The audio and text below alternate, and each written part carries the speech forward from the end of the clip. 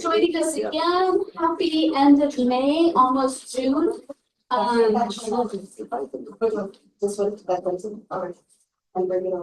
Should we get started? Okay, help yourself to cookies, guys. And I don't want to take anything home with me tonight, okay? That's not the plan. Let's go ahead and kick off with introductions as we usually do. Although there are a lot of familiar faces at the table, we have at least one new face. So let's help everybody know who's who. I'm Maria Wolf. I work with the City of Albuquerque housing homelessness. And I'm your facilitator this evening to help us have a good meeting. And before we move on to other introductions, I'm just going to remind everybody, these are our communication guidelines that we try to follow. And if anybody comes in who hasn't heard them before, I'll introduce them to these communication guidelines. But otherwise, we'll accept that you guys already know, right? So Mike, you want to start? Mike Wachowski, I live north of the fairgrounds. Just north of the fairgrounds. James Stanley, I live just up the street from Mike, Mark Road. Super. We're going to actually go behind you. Okay, Patty Wilson, Zippy Hills Neighborhood Association and District 6 Coalition. Super. Let's go ahead and do Jen. Jennifer McDonald, Gateway Outreach Club. And then Factual. Robert Outman, I'm the Gateway Women's Facility Program Director and the new Medical Respiratory Director, and I live next door. I'm Chuck Holman, and I live at Water Grove, Southeast. Good evening, Pete Miletto, Southeast Heights in District 6. John Comstock, Parkland Hills Neighborhood Association and Parkland Village, and I live at the corner of Southern and Monroe, Southeast. Natalie Vargas, South San Pedro Women's Association. Sandra Perea, Elder Homestead and District 6. Janet Simon, Parkland Hills Neighborhood Association. And Wally Book, Parkland Hills Neighborhood Association. Donna Strong, Parkland Hills resident. I'm Jenny Jackson, Deputy Director for the city's Metropolitan Redevelopment Agency, and I actually don't live far from here. I'm in Highland, so just outside of your area. I'm Laura Keene, Senior Crime Prevention Specialist with APB. And you're just in time to introduce yourself. Sure.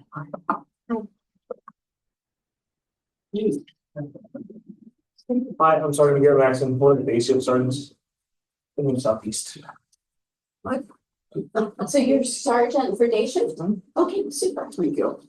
Great. And tell me your name again. Garrett. Okay, super. We'll get you a name tag in a minute. With today's meeting, I think what we'll do is go ahead and leap into our presentation and discussion with MRA. Do you need slides? No, I just figured it would be casual. I knew that Terry had come, my boss, About last year. 12 months ago, something like that. So I figured you might have some questions about what he talked about. I'm happy to give some updates on what we're working on in the area. John helped me find this room, and he told me you're all interested in an update on the two towers at Central and San Mateo. So we can start there. So the two towers, the smaller of the tower is going to be developed first. They were awarded $2 million from the city for a housing conversion project. They are currently in negotiations with my agency and the Department of Health, Housing and Homelessness. So we're working on a development agreement with them. We plan to bring that to the Development Commission next month, and then it would go to City Council for approval after that, since they approve all city expenditures. And then we're hoping after that they will get started. So their plan for the smaller of the towers is a mix of affordable housing and more market rate housing. That would be phase one of a multi-phase project. Then they would start working on the taller tower. That's going to have some mixed use, some retail. I think they're planning to have a restaurant as well as additional housing.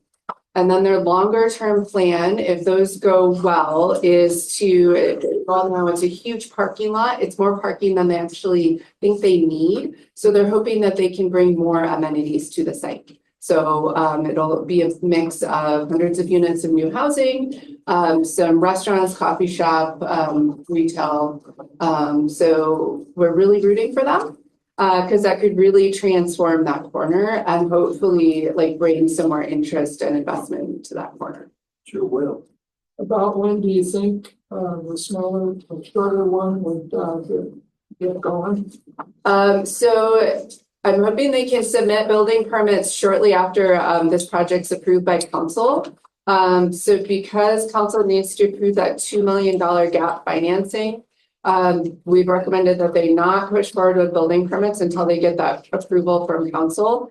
And then once they've got that approval, I think they're ready to go forward to building permit. Now, how long that process takes, that's out of my hands. That's planning.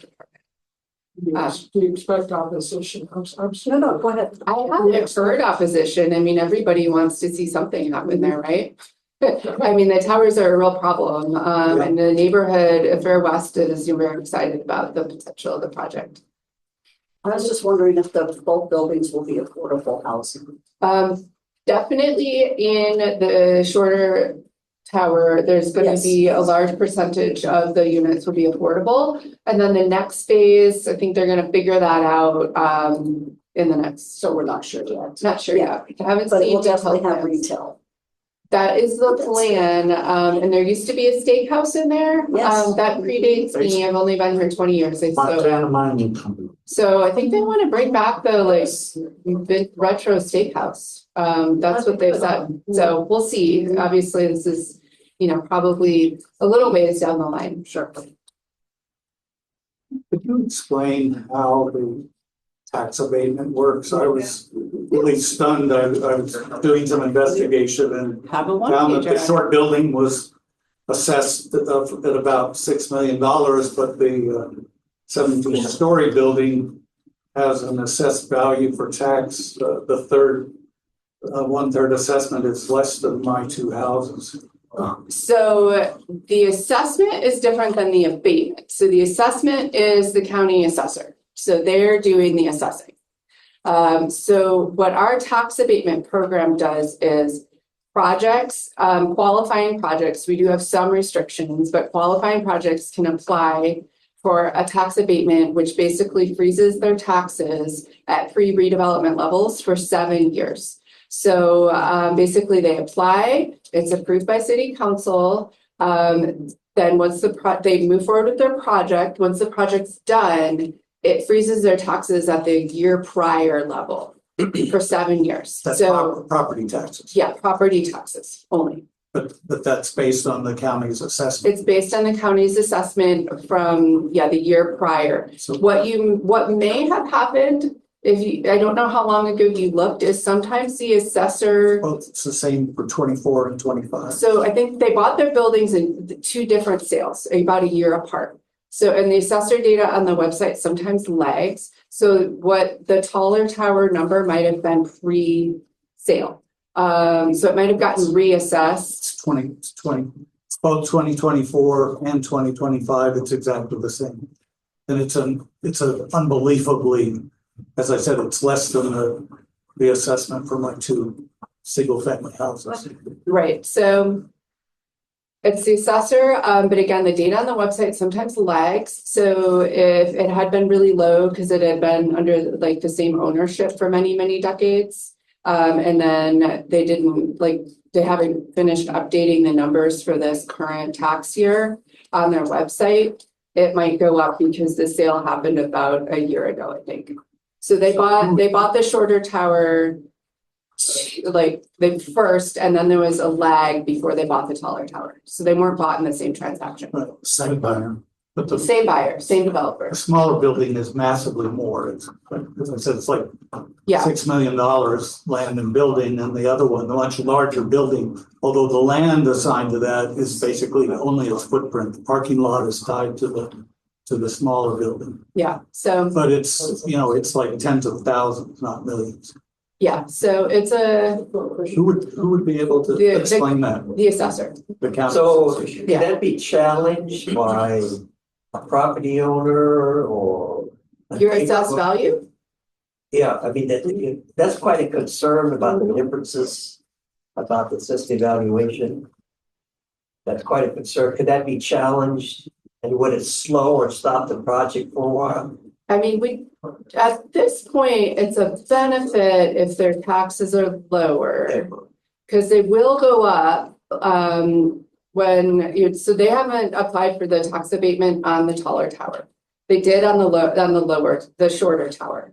So they were approved for a tax abatement on phase one of their project. And again, just to make sure, the abatement is that once they've redeveloped and enhanced the value, the taxes will remain at the prior. They'll They'll still pay taxes, but it'll be based on the prior assessment. For Yeah. 7 years. Okay, which that's, I mean, that's gonna be $6 million for the small building.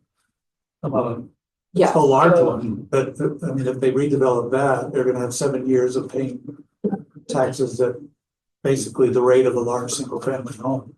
Yeah, so my guess is that the data on the website may be lagging, or the assessor just like, because the assessor's like aggressively reassessing everything. So I think you'll get there. But I have noticed that sometimes the assessor data just lags on the website. Will that be the only incentive coming from the city? For the for taller the- tower? yes, perfect. Yeah. So the shorter tower does have the tax abatement and then the 2 million in housing conversion gap financing. Okay, So they've got that for the phase one. Phase two, we'll see what's available when they start on that project. MRA's budget is largely dependent on city council and what they allocate to us. So in this fiscal year, they haven't allocated any additional dollars for us to put towards redevelopment projects. It's just our operating budget. Okay. But depending on when they get going, maybe. But there's also, like, if they do affordable housing, there are a lot more like resources available for affordable housing projects. So that might be an incentive for them to do a mix. Right, okay.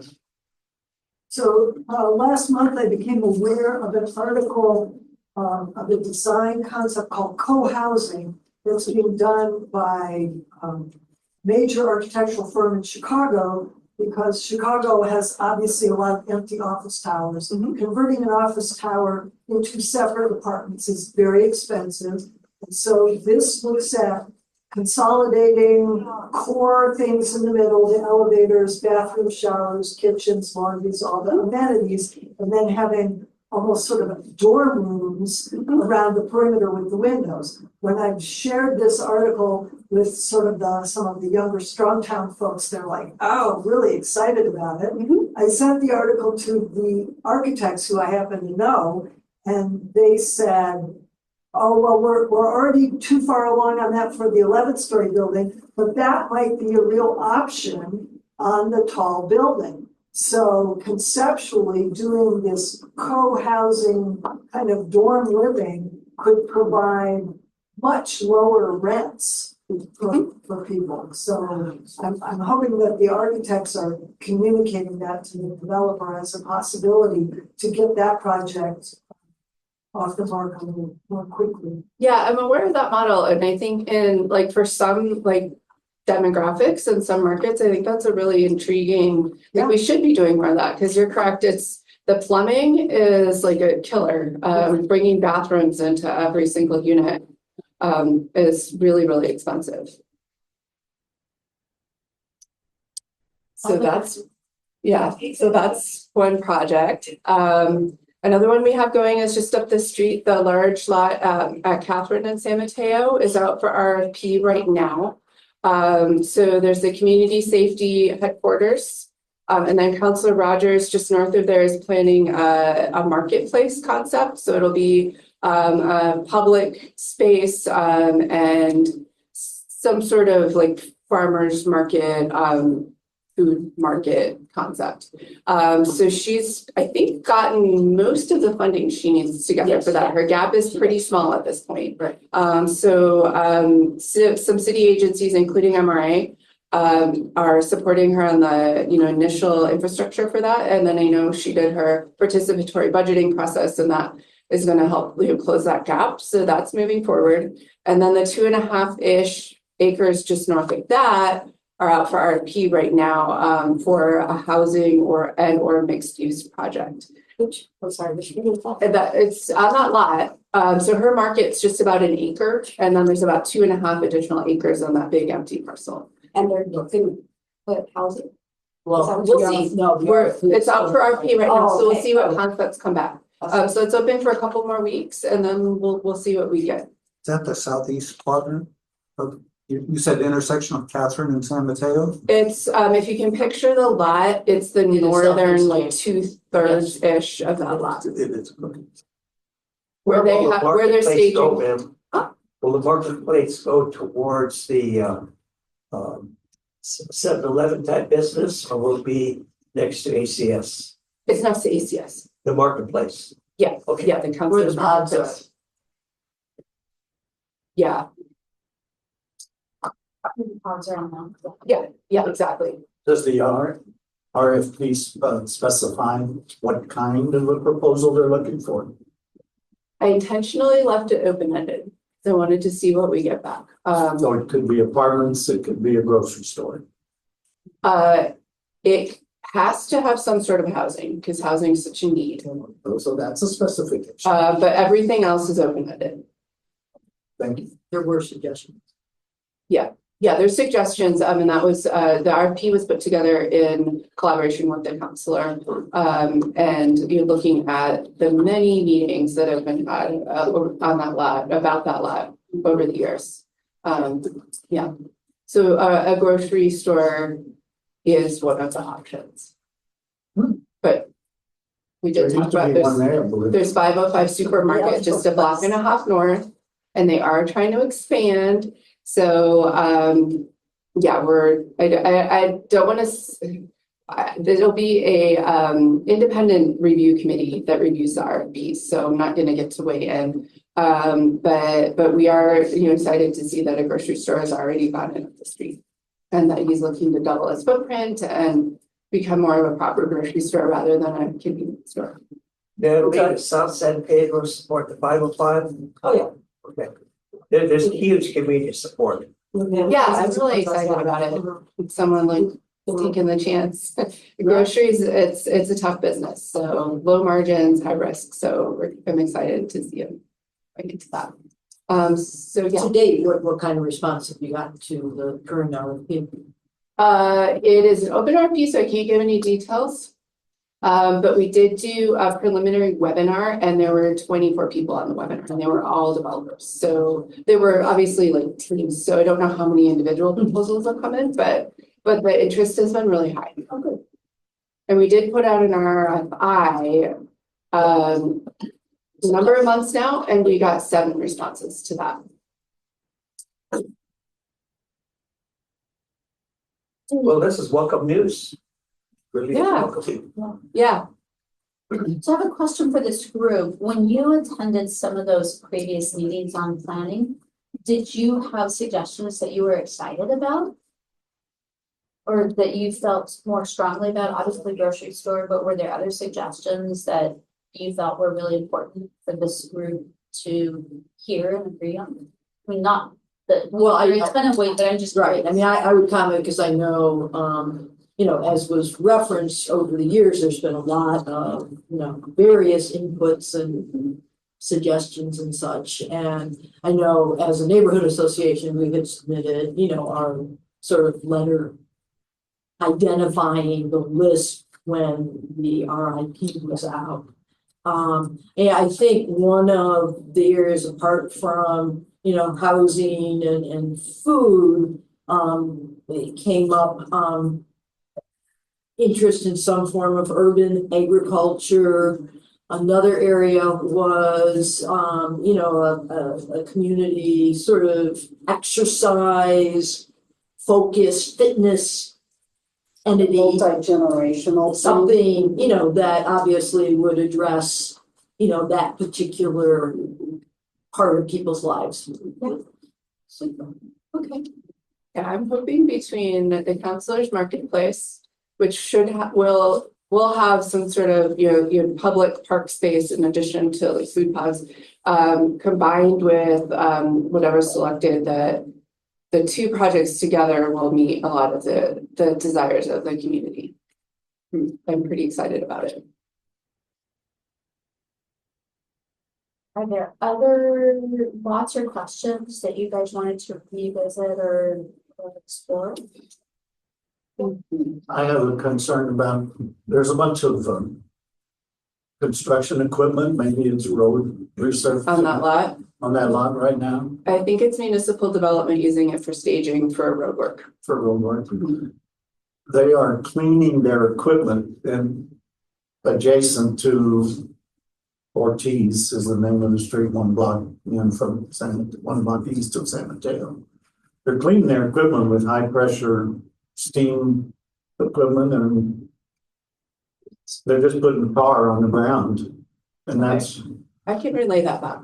there's, well, my concern is that I don't see any ground cover there, so there's going to be some pollution in that area. It's a pretty broad area because they get back in their equipment up there and spraying it down. And it would be a good thing to I bring can up. let them know, because truthfully, MRA has taken possession of that lot, but DND just uses it like they still have possession of it. So they parked their equipment on it without letting me know. So I was gonna bring that up anyway. It makes sense to use it, but it doesn't make sense to pollute it. Yes, I And agree then with that. have to remediate it. Yeah. And then have to, Right, exactly. don't be retarded. You know, and I want to correct something. Before last month's meeting, Wally, you had brought up concerns about the wrought iron fencing on the lot over here on Eastern. And so I looked into it, and then I told you guys that what I'd been told was that that was going to be made into a park. And that was not correct, apparently. That's going to be the pond space for the amount of folks to have a drain space to reduce flooding. Catch basin. Yeah. Be flood Yes, that's what it's control. called. Huh? Flood control. Yes, A catch Part- basin for. part of flood the control. flood control authority. And so it's a catch basin, and so they are working on the fencing concern that you had though, and really looking at how to secure it again. But I wanted to tell you I was wrong, it's not a park, and I'm sorry. I do want to get more details on that project, so. Yeah. it's the one Yeah, you blocked no, I out know. here. I Yeah. would love to see some development on that site, not a ditch in the ground, but Yeah, my understanding is that the entire parcel does not need to be a retention pond, that there's still an opportunity to do something with a portion of it. So I have not spoken with AMAPA directly though, so I don't want to speculate until I have an opportunity to speak with them about it. But you are correct. That whole area is, I did not realize this before I started MRA, very prone to flooding. So the same with the Catherine lot, actually, there's a big retention pond in the middle of that as well. But my understanding is they will not need the entire very large parcel to be a retention pond. So there may still be an opportunity to work with them on something. But what that is, I am not sure. I'm sorry, I had the wrong information. So on the Catherine and San Mateo, I just was texting the other co-chair, so she wants to say something. Yeah. On the far north end, a multi-general center and or mixed-use residential commercial space to encourage occupancy by small local businesses. Lots of neighbors say that, and a police station, but that's not happening. Farmers market in the middle, and native trees like mesquite and net leaf, hackberry, and edible parks. So very specific. Yes, very specific. Tiny is very specific with the words. Yeah. I will say when we did the RFI, some of the concepts came back with community space and nonprofit space on the ground floor and then apartments above. So that is at least in some of the designs that I assume will come back in a more refined state this time. Jenny, that's smack in the middle of South San Pedro. Please don't assume, please involve them through all phases of planning, because they definitely have some ideas. And it's a very active neighborhood association. They've done alleyway development. And almost any place they can plant a seed, they're planting a seed. You know, it's just amazing what's going on. And I'm starting to be concerned that they may not be a full partner in this development. And I did relay this to Terry. Terry said, "Oh, but they are." But I just like some assurances that Yeah, the leadership is going to be involved. yeah, so we would not be the developer, so I just wanna, make that clear that, we would be conveying the land. But that we always like ask that the developers work with the community and get community support. Because if they don't, it comes back at the end and it makes everything much more complicated. So we would hope that, selected developer would work with the community and we would encourage them to do so. The designs that I have seen from the RFI, again, I do not know what's going to come through with the RFP, were reflective of like the mix of uses that I've heard from neighborhoods. Obviously, you can't be all things on one lot.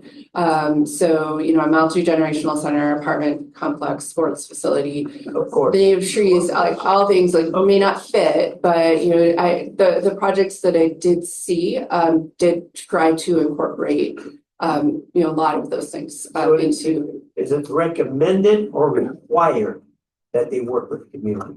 So we've even asked in the RFP, I believe, that you get, we recommend that you get letters of support, but then as part of the development process, they would need to meet with the neighborhood. We've had some experiences with developers in a variety of communities. And 9 o'clock meetings on a Wednesday attract how many community people? So the consensus is everybody is in support. So please consider that it's a time and place that most community people who are working can attend. The other problem we're having is prior notice. Tuesday evening at 5, we're told about a meeting Wednesday at 9. It's really caused some issues. So please, as you can, help with that. For sure. And then when it comes back with the parts of this process that are we have jurisdiction over, so we always notice like well in advance, we send out, so for any of our developments, we would send out a notice. I believe we have to do it 10 days in advance. So, and then for a public hearing, for anything that we do, you need to notice in the paper 2 times, the most recent to the hearing 20 days in advance. So we do try to do a lot of notice so that people see in various like formats. So in the paper, mailed to your home. Again, we're using assessor data, so sometimes it's not as accurate. Like we can't, have 100% accuracy. We have to pull from the data that we have. So some people do get missed because the assessor data is not up to date, but we do the best we can. May I also please suggest and recommend that when you notify public notifications, that you directly email Natalie and Tanya. They're the 2 leaders. And believe me, they get that information out in a heartbeat. It's immediately out. But I've even been called and asked, did I know about this meeting? Which I did not, because I would have let them know. So sometimes it's assumed that the regular way we notify the community works. And in some cases, it hasn't. So a direct contact to Natalie and Tanya will trigger everything. Yeah, so anytime we do public noticing, we also, as a courtesy, email the neighborhood associations with whatever emails we have on, like from the Office of Neighborhood Coordination. We have run into some issues where some neighborhood associations are not good about updating their emails and then they get mad at us. But like that's where we have to pull our information from. That's right. So as long as you're up to date with that, and I'm sure you are, Very up to date. then you should be fine. So yeah, and if anyone, I have some cards, if anyone's interested in receiving like MRI newsletters or RFP notices, you can email me and I can get you on those mailing lists as well. Be great. Thank you. Yeah, I have, couple of areas that I'm interested in. And I don't know whether you have anything to do with this one. It's supposed to be like a grocery store, near the corner of San Mateo and Central, to the west. a The little other bit. little grocery store, yeah, Has it ever been open? I think they tend to still for them to open though, right? They just had some They're- delays. I mean, they painted the building and their Yeah. signage is out, but It's it's not ever encouraging. been opened. It hasn't been open. It is not been opened. Yeah, no, that's near my house, so, you know, we were excited to hear that they were going and, so like, professionally, like, they haven't reached out, so we haven't been in contact with them. Yeah. But yeah, the last I heard is that they had some holdups, but their intent was still to open. Okay. And then the old Walmart site. Was anything going on there? There have been some offers, they have been rejected by Walmart. So it's in it's. Walmart, you know, the city tried to get it, that didn't happen. I know at least a couple of developers had put in offers that were also rejected, so. Are they upping the price every month? I don't think they're upping the price, but they're just tricky. I mean, I wish they would just like recognize like what damage that does to a neighborhood, having such a large property sitting vacant. But it's- Just transform that whole area. It's a big hunk of land, there's all kinds of opportunity there and. Then it becomes a A blight. lot of and a folks are problem. frustrated that nothing seems to be happening. Yeah. I know you've got, what, $2 million set aside by Representative Anayu and, It got taken back. oh, you The were. governor took it back and Okay. Okay. That's reallocated what I it, wondered. so we have $0. Okay, I'm not happy about that either. So yes, we don't have any money to purchase the property, that was never gonna be anywhere near enough. I think they're looking at more in the $10 million range. That kind of money is just really hard for the city to come up with. And it sits there and, you know, related the Walgreens, the CVS, like all of it. They're all just very complicated ownership structures, and it's very challenging to get them. does the same California owner own Walgreens and CVS? No, different owners. Different owners. Yep, similar deal though, where there's these long-term leases with investors. And the only way to really get the building is to buy out the value of their lease plus market value. Yeah. So we looked in it, when we had the nearly 2 million from the state and we knew we weren't gonna be able to get the Walmart, I looked at getting the Walgreens because it appraised at 1.8 million, which would have been perfect, but the owner won't sell for less than 5. Is there any caps on how much it can increase property taxes on commercial property? Not the same way it does with residential. So is the county ratcheting up the taxes every year? On these vacant buildings? Yeah. Truthfully, I don't know, and I don't want to speak for the assessor. But the city's code enforcement officials are doing everything they can to find them, to make it very expensive to stay. But truthfully, the city has limited tools, to deal with these absentee property owners that are just sitting on the buildings. Find them for what? Owning a building? For not maintaining the building. Oh, and we did ask for fencing around both properties for crime and homelessness related reasons. Any update on that? Maybe APD would have an update on that. CVS had it for a couple of years, but then it's gone now. Yeah. Yeah, we too cannot force people to No, fence their property The or code enforcement can, They can find them. yeah, they can find them. Yeah, we're talking about temporary fencing, just to keep the area. I will say though, even permanent fencing is not really an impediment if people want to get it.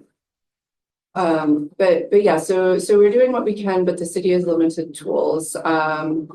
Truthfully, you know, I would like to see this downtown has a vacant building ordinance. It's kind of being piloted. Something like that citywide that can hammer these like large corporations that are just sitting on property might, if city council would contemplate that, that might help where we could really, up the fines, make it more expensive for them to stay. I will say that Walmart has done an excellent job of keeping that parking lot clear of anything bad. The only use of it I've seen is for games at the football soccer field there at Highland. They do let people park there, but only at that time. That's my observation. Yeah, Walgreens has been better about maintenance than CVS for sure. Walmart, I was talking. Yeah, well, yeah.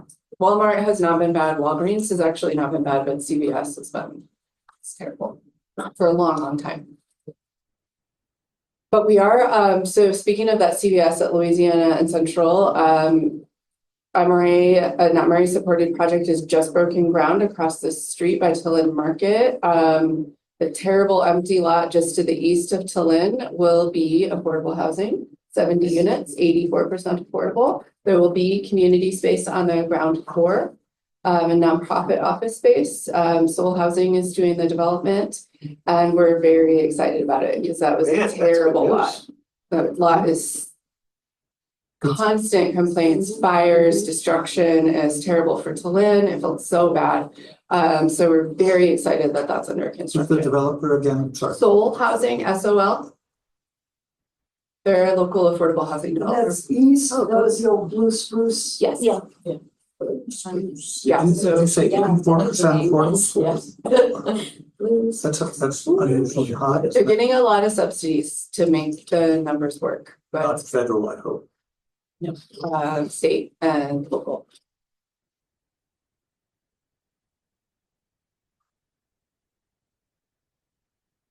News on the fairgrounds as long as all the fun things. I don't want to speculate on the fairgrounds. There's a lot of potential there. I'll just say that much. There's a lot of what. Potential. It's a big area. It's purely a state project. Yeah, it's State property. yeah, we can't, like, we couldn't even work there unless it were incorporated into the city. Did they announce the winner of the RFP for the master plan? Not that I'm aware of. Do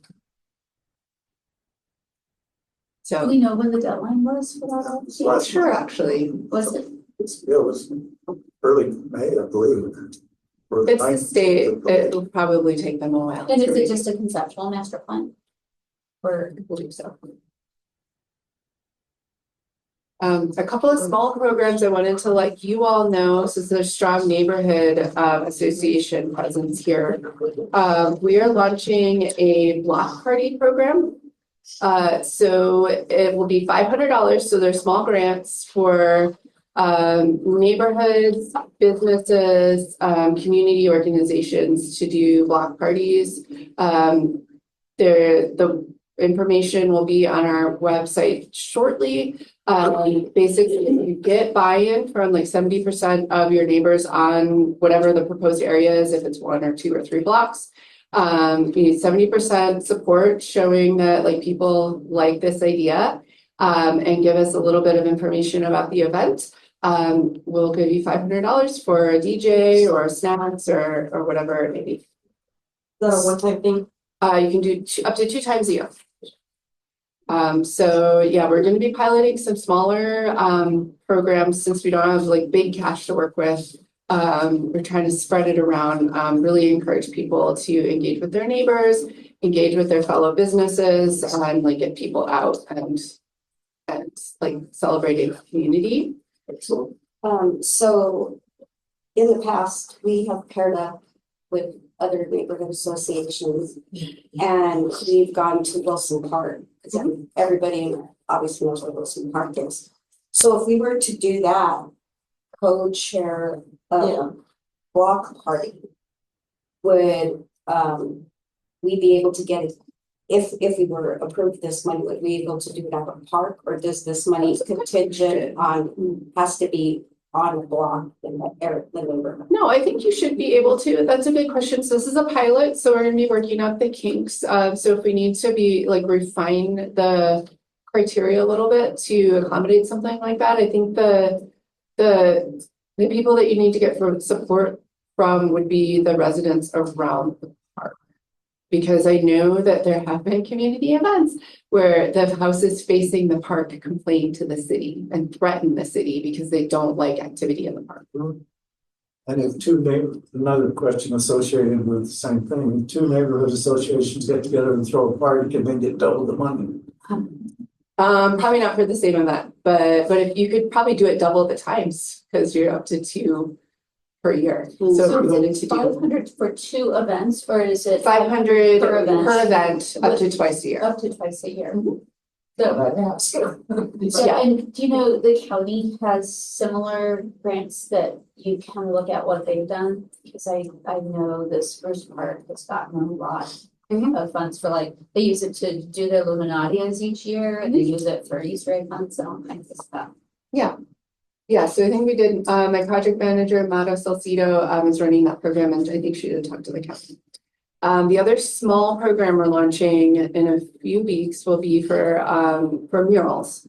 So $750 for, basically supplies. So we don't have, we can't fund the whole mural, like bringing on an artist, but we can help support some of the costs. So, the idea is to, this is any MRA, but to align with the murals and signage activity for the centennial. We're trying to bring murals out, directly off Central into like different neighborhoods and. Oh, for the Route 66. Because Arts and Culture is doing a lot of work directly on Central. And we have been getting, some inquiries about, well, what about my neighborhood? So we're launching this small mural program. The idea is, the small murals, like fun things. If we get enough of them, I'm hoping we could do like neighborhood scavenger hunts or like community scavenger hunts where people can, find the different murals around town and then maybe work with some of the Main Street organizations or neighborhood associations for like to get a gift card if you like find all the murals or something like that. So that's down the road once we've got some, but just again, encouraging people to get out, explore, interact with the city. And I'm sorry, you said the information about these grants are on your website, So will be. or will be? Okay. They're both brand new, so they're not even live yet. Okay. How many blocks from Central? Is it? The murals? Yeah. The mural program will be available for any of our MRAs. So the arts and culture, like their initiatives are right on Central. And we're trying to broaden it out with this program. Because the neighborhoods or that the blocks, the alleys, the street that are right off Central, and I know this whole summer is going to be spent cleaning it up and beautifying it and everything. Unfortunately, that's going to push people into our neighborhoods through all these various avenues that we would want to have murals and clean streets and everything like that. Would there be a possibility of maybe meeting with the arts, the people that are cleaning up Central? What's the name? Solid waste. No, Does this? people who are. Yeah, through the APB, Route 66, no? Who are the people? My mind just went block by blank. block. The contractor, block by block. program? Yeah. Are the people who, gosh, that's right, like right here, the people you just mentioned were Arts and culture. arts and culture, So they're not cleaning the streets. They're Right. doing signs and art projects. right? Would we be able to speak with them to see what they have a vision Invite about? them to our next meeting. see- They have a whole plan.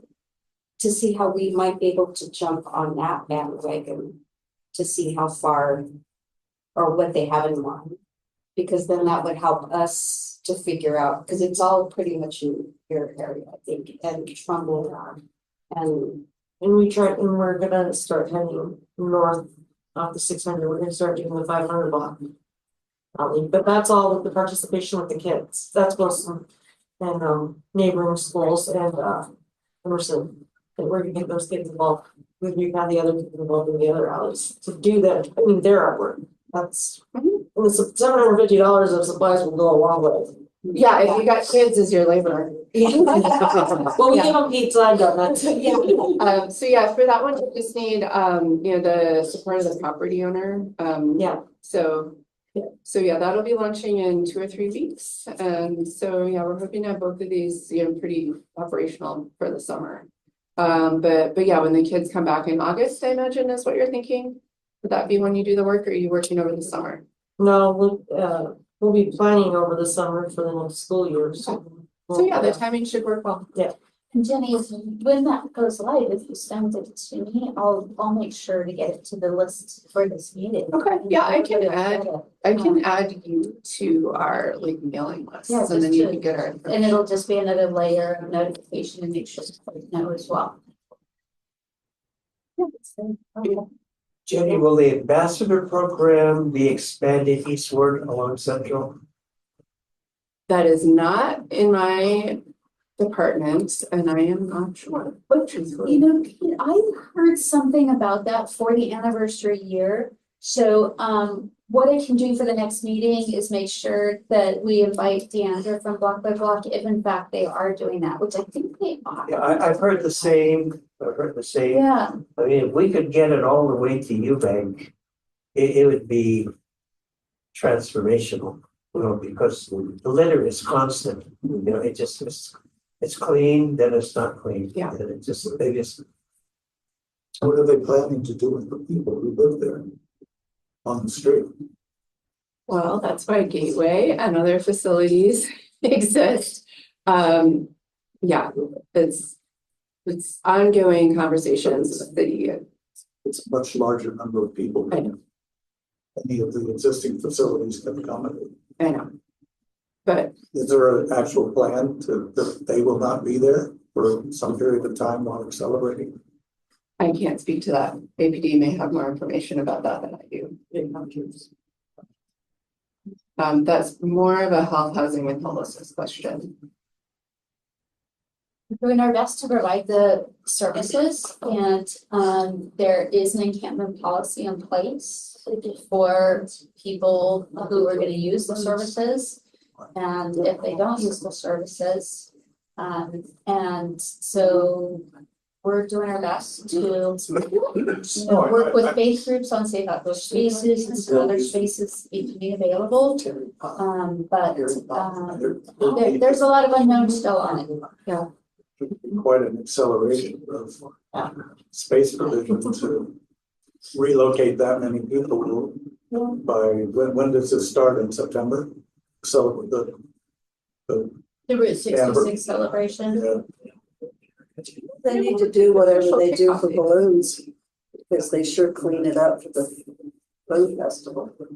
and all the people disappeared. They seem to.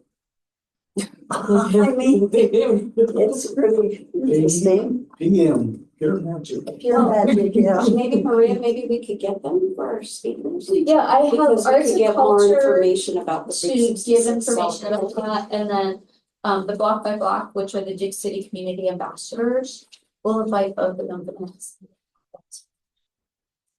Sergeant, will you let the commander know that Ventura is backing up with homeless folks?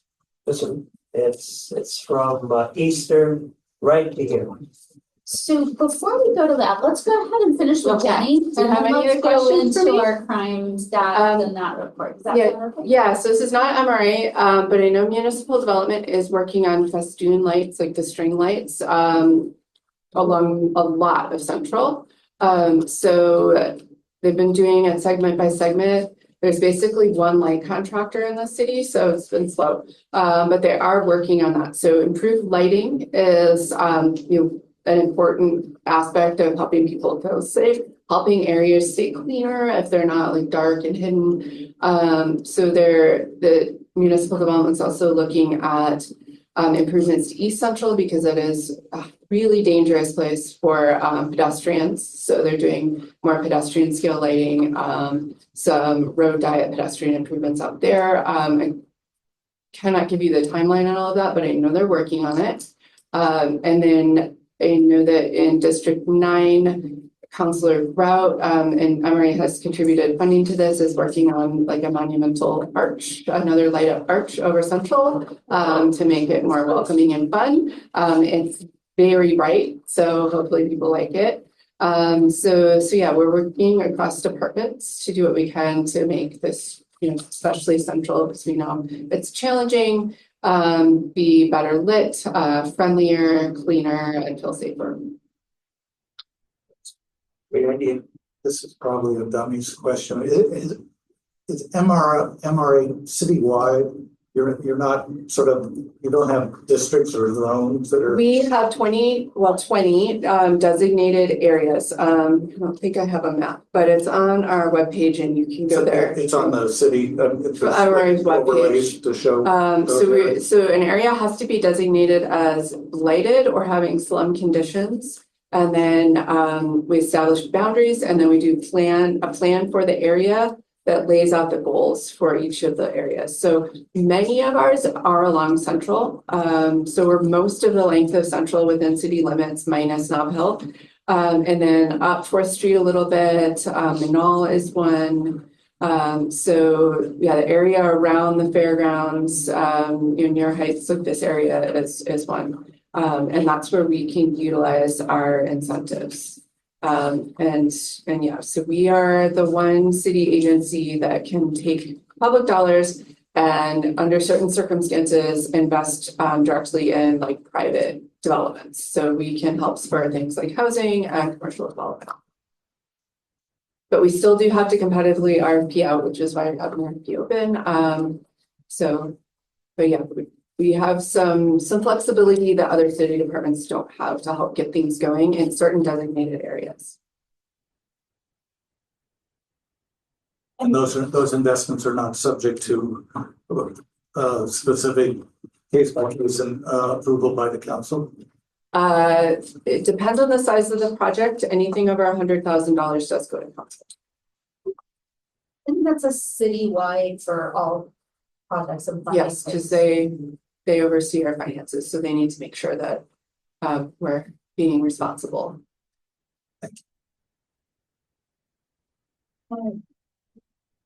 As we're doing the rail trail too, are there other projects like that that are in progress that folks might want to know about?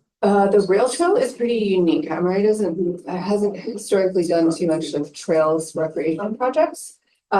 So in this area especially, we're really focusing, most of our projects are housing. So, because that's just what the need is out here. And retail commercial is really hard right now. So we're just not getting a lot of interest for commercial projects anywhere in the city because it's just a hard time to be thinking about doing that. In addition to the 2 towers at the Central and San Mateo, there's another empty lot at Adams and Central that's slated for a 96 unit apartment building. So yeah, it's right next to the bank. If you can think about, there used to be a motel that was torn down. And so that's going to be market rate. Is that the old? Is it like American motel or something like that? Forget what it's called. But it's just 1 block east of Washington. So that's in the works. Oh, on the north side. The north Yeah, side. right, that was a hotel. And then on the south side down by Silver, about 1.5 years ago, we had the grand opening for 20 unit townhome development on what was just a parking lot. So we're hoping to see more of those kinds of developments where disused parking lots turn into nice housing for people. So there is a lot of interest in this area. We're getting a lot of interest from this area. I feel like there's a lot of potential. And we're hoping we can bring some new projects, like good new projects, and that the neighborhoods can get behind and can get excited about. Just a quick question, was MRI involved with the airport, that corporate area, you know, the. It's outside of our area. I Is that do, the I do south- think there's south of potential for us Gibson? to work with aviation, but And historically, that was strictly aviation. Is that that huge area south of Gibson? It looks like it's a big, huge construction site. Yes, I mean, it, was the former runway, you know, area that Yeah. they closed down and then, you know, had visions of turning it into some kind of a business corporate park. And nothing. and it's still, Still empty. that's right, it's still Yeah, empty. that's not on us. That's aviation. That's Did for they have base several property. takers at it and then they couldn't get funding? I know that the mayor had several announcements and then. Yeah. Funding's tricky. Especially now. Did the Metropolitan Redevelopment Agency have anything to do with that nice apartment building on Jackson and Central, south side of Central? The pod, we did not, but that is Soul Housing, who's gonna do the one by Tillet. And that's a beautiful project. HHH had something to do with that. That's, Yeah. that's one of the housing That's city, homeless, yeah. that's part of what our department's been working on. But yeah, I've toured that facility, it's just beautiful. They did a wonderful job. People with hearing disorders? Yeah, Blind, hard of hearing deafblind. and deafblind, yeah. It's a nationally recognized program. They run some great awards for their work there. Yeah, that's neat. I'm glad to see Is it that. called Pause or Pack? PAH Highland. I was also glad to see that the WEX moved from Lomas and San Mateo over to Central and I think Central and Jackson. That's, that's something new, something moving in. Oh, and we are hoping to do, we just are working with Councilor Rogers right now. It's going to council, we're extending our MRA boundary from Copper and San Mateo north to Lomas. So that strip along there will soon hopefully be within an MRA. So we could do things like grants to the businesses to help them improve their facades and maybe incentivize some redevelopment around those two towers. So we're hoping, if we get a lot of housing there, that we'll get some additional investments in the businesses around that area. Is that both sides of San Mateo? Up to Lomas. Yep, so there are some like nice small businesses in there, so we're hoping we can help them get a more visible sign, get more people in. There's even a little toy store there that I didn't know about for years, and my son loves it, so it's full of action figures and he's signing, so it's perfect. So shall we wrap up? Anybody? Yeah. Maybe one. I will leave my card, Brianna, I'll put back with you, and then you can somewhere. And Wally, it looked like you had one more I question. did, and I've forgotten what RFI stands for. Request Request for information. information. Yeah, so it's less, it's just, we're just kind of soliciting ideas, like if you got this lot, what would you do with it? Just to see what kinds of ideas we have and what level of interest there is. It normally precedes a request for proposal. Always, but because it's like, there's been so much attention on that lot, we wanted to see what kind of responses we got back before we put out an RFP to help us like inform the RFP a little bit. All right, thank you all. Thank you, Tim. Thank you. Feel free to take. Jennifer, can you speak to the property, the total properties are out for a development? What the city's really requesting on that? I've looked at Dallas Street, Southeast, the 7 lots. Oh, the health, housing and homelessness, Mhm. that batch of lots that are out for RFI right now? Yeah. Is that it? Yeah. That's another department. But it'll all be like, they're gonna be looking for affordable housing projects for all of them, because that's what they do. So hopefully they get some good response. The idea is, I think most of them are smaller lots to get some like nice infill projects going, to help activate the neighborhoods. Right, thank you all for your time and have a good rest of your meeting. And if you think of other questions, don't hesitate to reach out. Thank you for coming. Thank you. Nice to meet you all. Thanks so much. Okay, so, next we have our updates. So do we want to swing to our APD stats first? So that if you have questions for Sergeant or comments or concerns, we can address those right away. All right. Laura, do you guys want to just take a minute to look at it? See what your concerns or thoughts are, or do you have something? Pete, you had something right away, so. Well, you responded, didn't you? I was here. Okay. So just so you get to meet them, Sandra and Natalie, help with the walking school bus too. I don't know if you've already. I've met them on other meetings. Our alleyways. What's that? Did you go to one of our alleyway? No, I was over at the one where the base commander, had a meeting with the Phil. Oh, Yeah. okay, yeah, Yeah. yeah. Other concerns or thoughts or do you have any questions about the information that Laura provided or our monthly stats? Could I ask a sort of slightly tangential, provide any information about what happened today at Barcelona streets? Oh, I can I have no idea. I- Oh, really? Oh, you know, it 20 plus vehicles there when I Yeah. drove by. looked like they were shutting it down. They are. Yeah. So Barcelona Suites has been it is the hotel that is being closed this month for substandard housing and for high crime stats and other issues in the area. So it was occupied by over 200 rooms were occupied.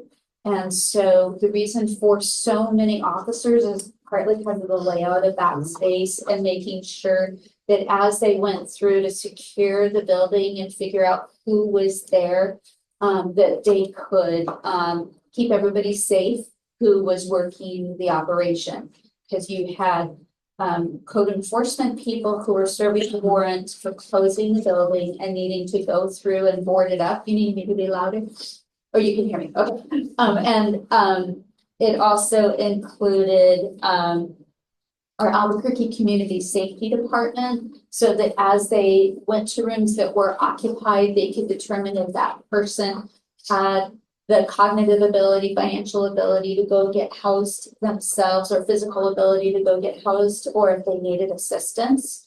And we had officers on hand because prior to any of these things happening, they do investigate the space and figure out what's going on. Sometimes the owner has been accepting cash payments and not paying lodgers taxes, not doing other things that are required of hotelers.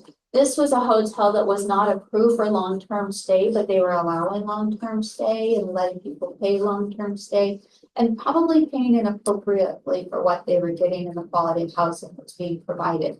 The facility has been allowed to decline dramatically. And so they will be required to bring the facility up to housing quality standards that are acceptable.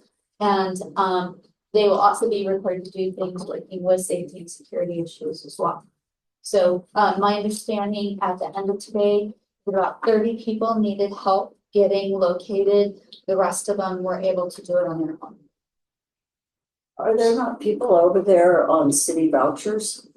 Actually, there was one voucher because we've been working hard to remove people from that location because it's inappropriate for that voucher. Right, so, well, my question was, you know, when the city gives out a voucher, do they not know where they're placing this person? Or is there any requirement to, you know, inspect it periodically or whatever? Yeah, we have what we call housing quality standards. I think, did Joseph talk about that when he came last fall and talked to you guys about housing? Okay, if not, we can show you guys a checklist of what they go through, but all of our our staff who oversee contracts with housing vouchers, motel vouchers, any of it, anywhere where people are being placed has to pass housing quality standards for them to be placed there. My understanding is the one person who was on a voucher had refused to move when they went back again in February, March and said, you know, we really need to relocate you. And he said he loved the place. And so now he'll have to move. But, there is, yes. Well, I would hope. Yeah, yeah. Now that's for city. Now you also have that layer of vouchers that are provided by the linkages program with state funding and, you know, there are other organizations that are overseeing it. The linkages program is overseen by Tony. And, I think there may have been some linkages people on vouchers provided by the county there. But I just sort of think that, I don't know for sure until I see the numbers after this. So we didn't create just a whole bunch of more homeless people today. No, because they either have vouchers where they should be able to get placed. And we've arranged for case management for all of those 30 who couldn't place themselves. We also pushed hard to have all of these hotel closures move to the very end of the month. Tomorrow is when social security checks come through. And so people who are self-cleaning will have a check.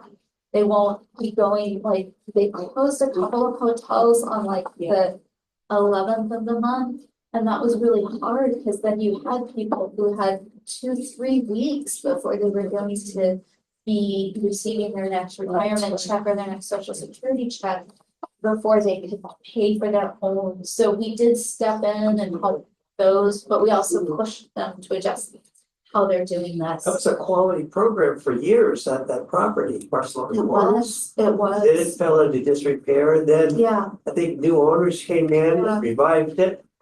So now it's gonna be closed until it's brought up to standards. and they boarded up and secured the space by tomorrow it will be boarded and secured. So keep an eye on it if you see problems. But they did this with Bow and Arrow, 4 months ago? And Bow and Arrow invested the money, they've already fixed the spaces, they're open again. And so that's what we're trying to do is fix problem spaces. So it's not gonna sit there for years, or It does not, if it does, then yeah. something will happen. If it does, I think what you'll see happening is the city placing liens. They don't pay the lien, city comes in and then we'll have a vacant. Right. That's exactly. Maria, the people that either manage it or own it now, are they local or are they out of state? To answer that, because I had another meeting in this morning's briefing. So I didn't get to go to this morning's briefing where they usually tell us that like last minute stuff. So I can't tell you that.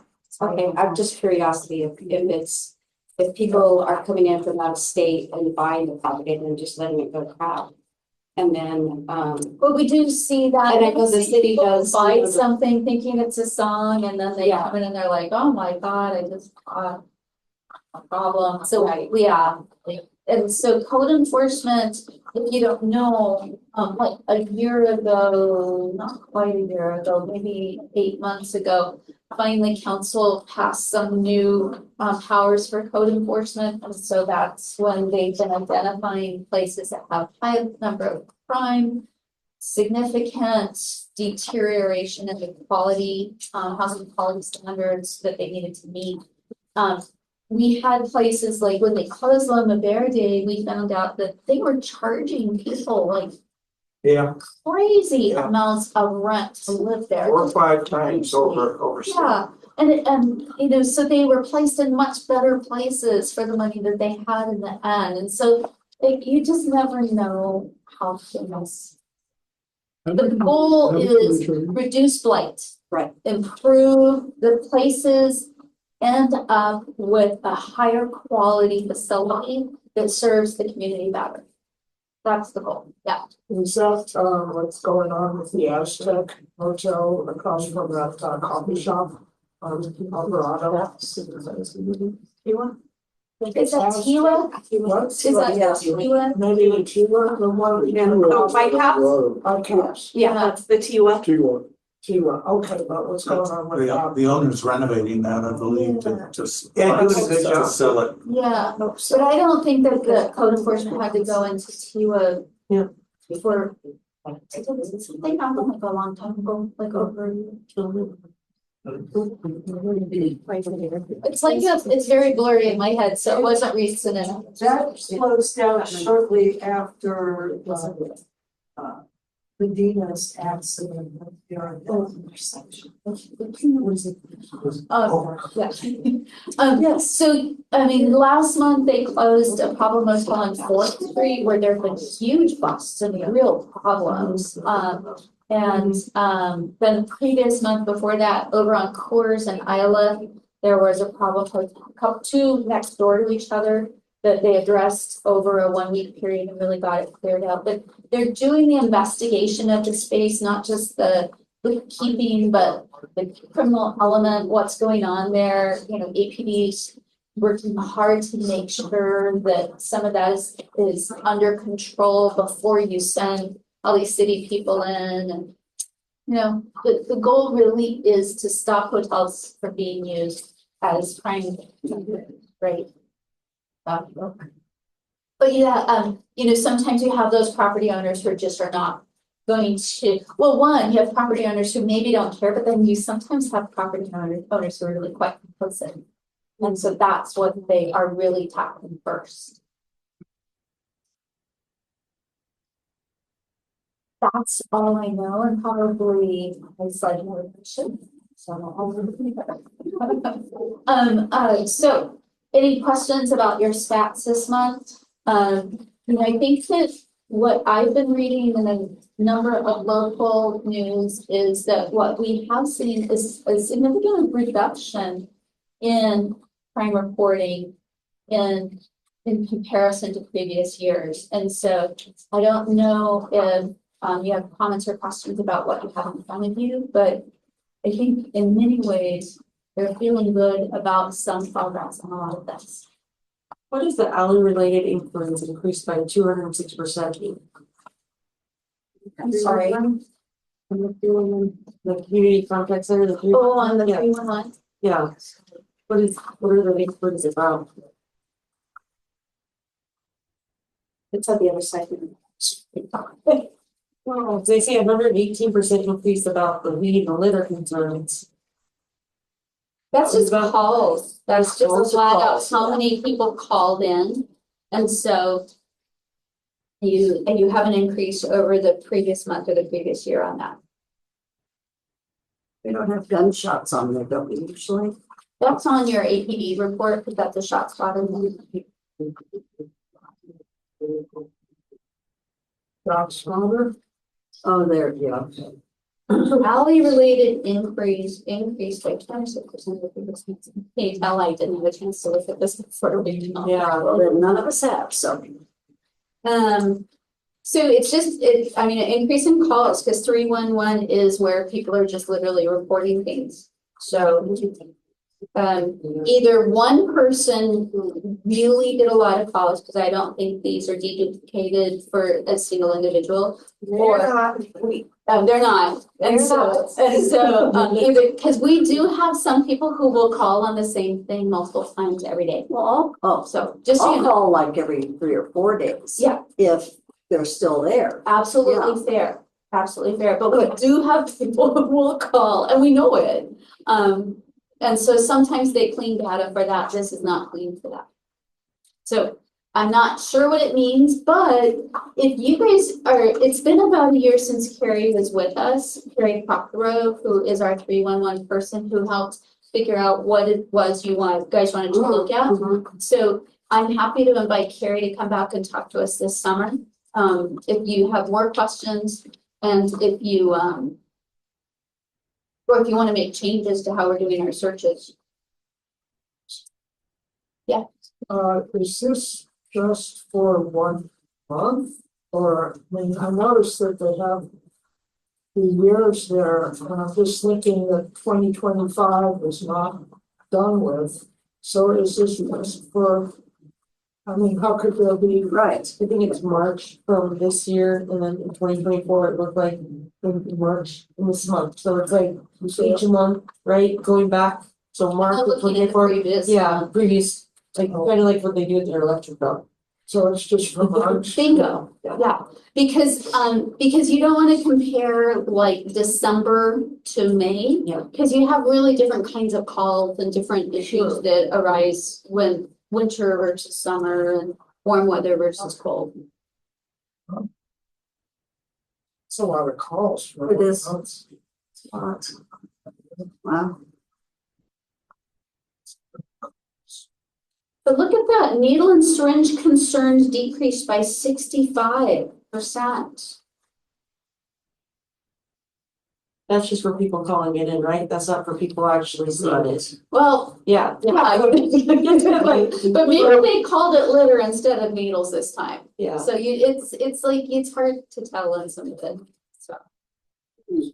Yeah, because if it's like the full needle, it's just like the cap or 0 reports of encampments at Wilson Park. 1 reported Jack and Jill. Are you on the other side? Where are you? I'm still looking at the summary of March of 2025. You guys pointed out to me, I'm like, wow, that looks pretty good. And if you don't think that's accurate, then Yeah. you know what to do. yeah. Call 311. Not 5 times a week though. Yeah. So on the crime statistics, the last page where you guys break down the types of call. I don't know if these numbers are, well, I guess if I actually look at the lines, but what does child neglect? There were 4 calls about that. That could be anything, right? Like parents leaving their kids alone or Leaving them in So a hot it's just- car. Yeah. leaving them in the whole car. It's, we get a lot of Skylar girls from CYP. Oh, So that's just how they code, like substandard living or, inadequate food, or, like missing school. That's Oh, that kind of temp code. And then obviously the physical and sexual abuse are for those kind of child neglect calls. But it's like, for us, the 30-3 call, I came on before they changed this to a million different temp codes, but it used to just be a 10-30 call. Yeah. right. But it's almost the same as everything being labeled a disturbance, like it's like the general Mm, 10 code okay. for a child abuse call. And I remember that we had a question previously about family dispute versus like fight, was it fight in progress? What, you guys had a question about whether, like, if there are 41 family disputes, is it possible that like that fight in progress or something else was part of that family dispute? Or is that a separate number, like could they be both? That was the question. Not Could they be usually, both? not Really, usually. for Not the for legal that one. element, it's always gonna be a PV. Any kind of like unknown offender, it's gonna be a fight in progress. But remember, these are calls for service, so this is what the operator is going off of as they're being told the information. So if you call in and you say there's 2 people in the street fighting, that's gonna be a fight in progress. Versus if you disclose, you know, my married neighbors are fighting, or it's a boyfriend, girlfriend. Like cousins. So all of that type of stuff gets sussed out in these stats, which is why these stats take longer to process because we have to go through and figure out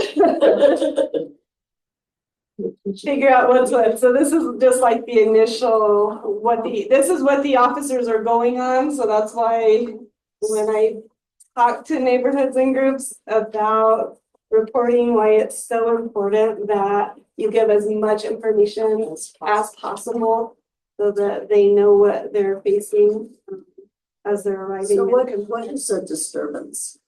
It's like the all around code. Yeah. It's loud music, it could be. Because you have people loud yelling. music, it seems like everything's on here. Yeah, no, it's Again, if someone calls in and says loud noise, Disturbance, and then sort it out later. just, Yeah. There's a lot of disturbances. Stop barking. Neighbors banging around. Curious about that aggravated driver. Oh, gosh. Aggressive driver. Oh, is that aggressive? Yeah. Aggravated driver. Yeah. People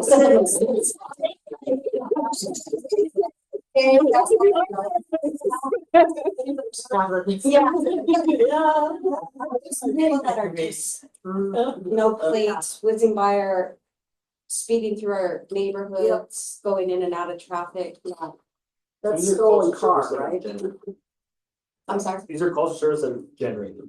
Okay. Honestly, a lot of the aggressive driver turning to solos. Obviously, we're aware of them. Bolos? Yeah. Loadouts. So we get a lot of wrong way drivers surprisingly, but obviously not over here, kind of more towards the Right. interstate. So I mean, if we took the stats for that, we get a lot more of that call type farther north. But I mean, Motors is out right now doing impact plan as part of the town. They've been hitting moments for the speeders and Louisiana. So we're aware it's just come down to a many issue, honestly. It's Motors can only do so much, and my guys can only do so much, and the PRT guys can only do so much, but they're the ones that did the Barcelona, it was all PRT from every area. And PRT stands for? Rapid response team. We love that there's two new bikers. Bicycle riders, Corona and Molina, right? Yeah. Yeah. I'll remember them. Because we helped them with first key. We're glad you're biking. Yeah. I think Mike had a question. I was very confused by this one. I thought it was showing a 48% decrease in Albuquerque and a 20% decrease nationally, and then I realized it was just a bullet. But can you explain what these numbers are? I mean, there's no reference here that I don't understand it, period.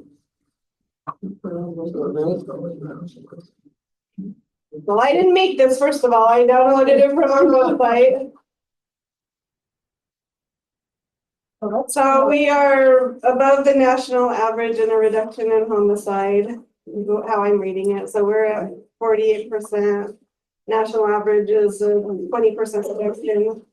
Well, those are reductions? Right.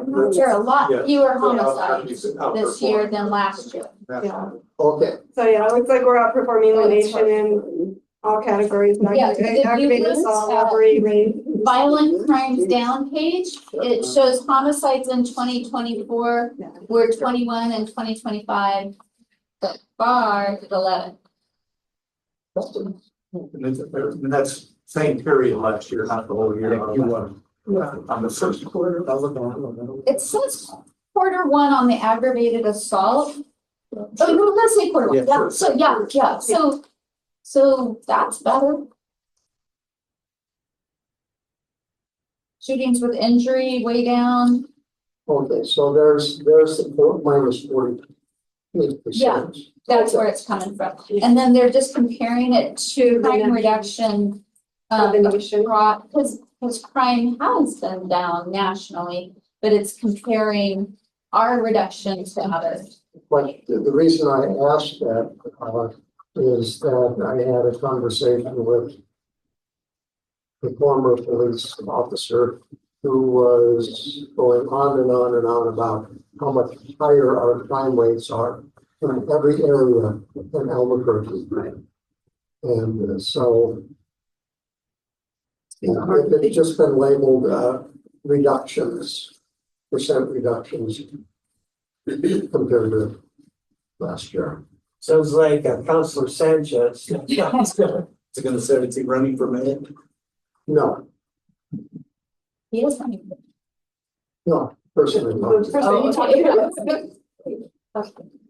How is the police department feeling about the national, is it the National Guard coming in to help? Is that what's happening? I don't know, to be honest with you. Yeah, There's, Lori, do you know anything about? Doesn't the we're gonna do governor? like PSAs. There's a meeting right now going on about it too, right? Yeah, there's a town hall. They'll be acting in capacity similar to our PSAs, so they'll be doing perimeter traffic control. They'll be working with our TCC on the drone program because the military has had drones much longer than law enforcement has. So they're uniquely suited to assist with that. They'll be doing some, I think, some transport I don't know. type duties, but they'll be like me. I'm a civilian. They're going to be acting in a civilian capacity with the department. Are they Mexicans? No, Yeah, the Mexico National Guard. it's our card. We're happy for the help that we can get, because what that does is it frees up sergeant's team to go make arrests and do things like that versus being on a perimeter holding traffic back. And they'll be wearing polos, because I know that was a huge concern with people of that, yeah. Yeah. They'll be in polos. Yeah, they won't be like in military. Yeah, they won't be in petite room. No weapons. I prefer that there's myself, but anyway. And my understanding was that like they spent a week at our reality-based training center doing some of the similar training that they give to our officers for de-escalation training and, how to, deal with various situations with practice the same way they Yeah, do. they spent time in Santa Fe with Department of Public Safety, so. Yeah, or maybe they did it there. I think maybe they were They doing, one of probably- the they actors probably was did. telling me about it. It was Daryl telling me Yeah. that they had just spent a lot of time working with them. So it's kind of some of the same crew that do the scenarios for training police officers that we're working on. So, but we don't have any position from the union or anything like that. There's, We'll see how. we'll see. They were doing drone tests today, so we're deploying drones on over city buildings in what's called a hive. They go launching from the comm center all the way over on 9 Mile Hill. So they were doing practice today with those, so. And that's something to be proud of, folks. We are one of only 3 departments in the nation that are certified to fly autonomous drones for law enforcement. So that is a huge win Yes. for our department. The sheriff's department, those 2 little boys with a gun, Mhm. via drone. I think it's a great program. Yeah, it's very helpful. How many drones will we have? Ooh, that-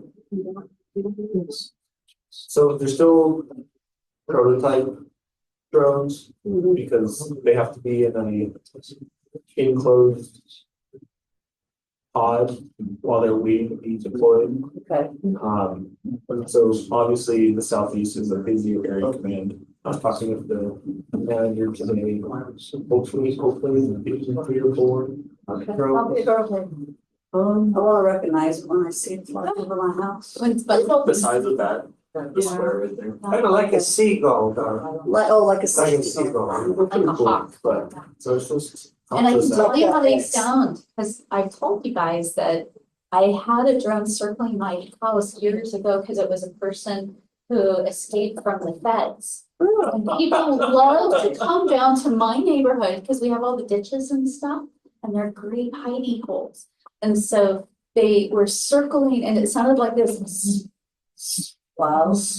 And it was just going, and I came into work the next day and I was like, What the heck? it was all over my house, and they were like, oh, I bet that was a federal, because we heard them say, US Marshals, come out or we'll send the dogs in. And we were like, yeah. So then we figured it out, but anyway, that's why. Right. Okay, so 3 or 4 that'll be in the southeast area. Yeah. Okay, guys, it's 8:01. Thank you, Jennifer, for watching the clock and reminding me. We have run out of, yeah, Wally.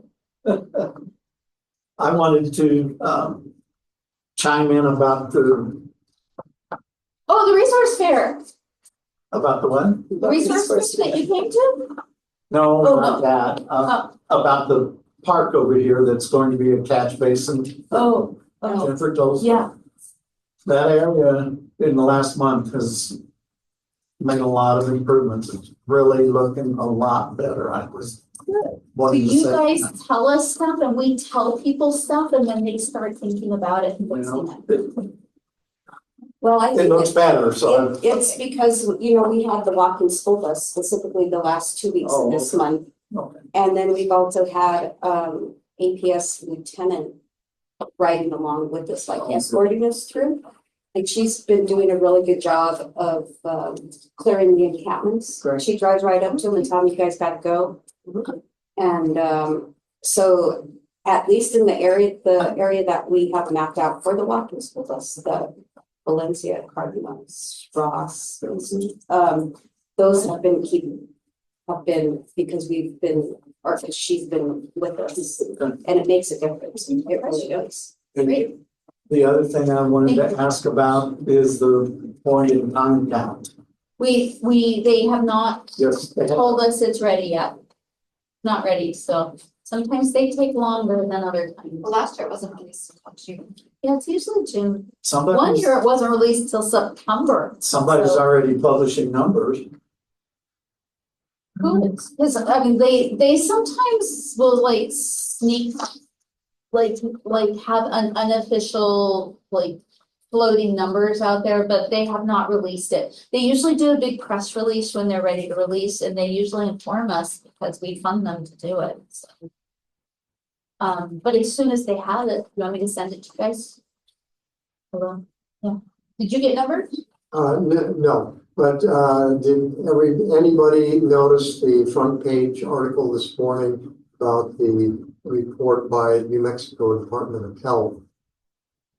Yes, I haven't read a paper today. In the newspaper? It's in the journal. The state queries hospitals, ERs, and they collect data on people who've come for service at health matters, and it's much higher. I think they said something like 9,000 people per year. That's The state- statewide. That's a statewide number. Yeah, But, I mean, it is a high number. There were a couple of articles that came out in some of the community newsletters on that as well. yeah, So- it's a very worthwhile article. One of the concerns on that is whether they're deduped effectively or not. So you may have a person who's been to this hospital, same person, this hospital, this person, this hospital, and they're getting counted 3 times. And so we don't know how well those I got numbers, the it's impression hard to from- know how they're working. From the article that they are able to do that. That they were able to off of their, Occasionally, they said occasionally people just come in and not give their names and not give an address and Yeah. so forth, Yeah. but it's well worth reading. yeah, no, definitely just to understand the complexity of the situation statewide. And then looking at how many statewide end up here in like, yeah, now that. One quick question. Do you know who asked to get the walkway closed and gated up right here? So, our understanding about the gateway closure was that it was a DMD determination, Department of Municipal Development, because they were putting that crossing in. I don't know more about it than that. Did they put the hot crossing in? Yeah, it's there. Oh. So it's never to be opened again. I don't know that. We're still asking about that. So should we ask them as well? I encourage you guys to ask any questions you all would have. I would never say don't ask questions. And Dr. Pete, let's ask how much money it costs. To close it or to open? No. Oh, it was a long time ago. If the hawk lights are just an arm in the leg, The hot lights? you to Oh. put up. So can I just say that one of the things that I was told when we asked about this last year was that they did do a traffic study, and I don't know exactly what was involved in the traffic study, but the traffic study was what the engineers used to determine that it would be better because they were having people cross the street instead of going up over. And so that was part of the reason for the justification for the hot crossing. So if you're asking questions, be sure to include that in what you're trying to. So they judged it by the amount of traffic or maybe. No, it's how will the pedestrian bridges be used? how people were crossing the street, what was needed for safety in the area. You know, Maria, it's kind of a raceway. It is. Even when. Long as it's becoming that way, Central certainly is that way.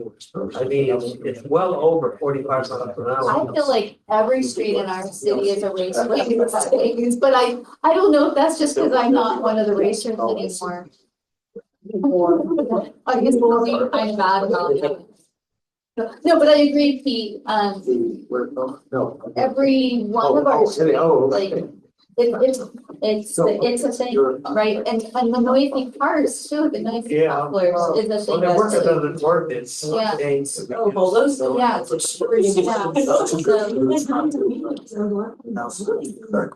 Yeah. Yeah.